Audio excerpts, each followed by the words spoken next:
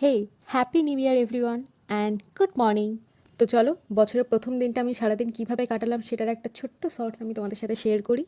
আর এটার লং ভিডিওটা চ্যানেলে শেয়ার করা আছে, তোমরা চাইলে গিয়ে চেক আউট করে আসতে পারো।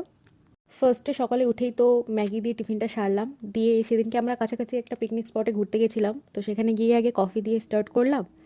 তারপর আস্তে আস্তে অন্যান্য খাবার, এই স্ন্যাক্সগুলো কিনে আনা হয়েছিল, সেগুলোও খেলাম বসে বসে। আর লাঞ্চে ছিল আজকে ফ্রাইড রাইস আর চিকেন কষা, তো সেটা আমার বাড়ি থেকে রান্না করে নিয়ে গেছিলো।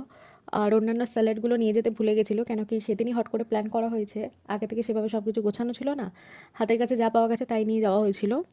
তো এই যে চিকেন কষাটা, এটা তো খুবই টেস্টি হয়েছিল। আর বাড়ি থেকে অনেক কটা কমলা লেবু নিয়ে গেছিলো, তো সেগুলো লাঞ্চের পর খেলাম। তারপর তো বাড়ি চলে এলাম বিকেলের দিকে। আর আজকে পায়েস করেছিল, সেটা টেস্ট করা হয়নি, তাই আমি সন্ধ্যাবেলা সেটা খেলাম। আর রাতের ডিনারেও সেম মেনু ছিল, ফ্রাইড রাইস আর চিকেন কষা। তো দ্যাটস ইট ফর টুডে। ভিডিওটা ভালো লাগলে লাইক কমেন্ট শেয়ার করে দিও। বাই।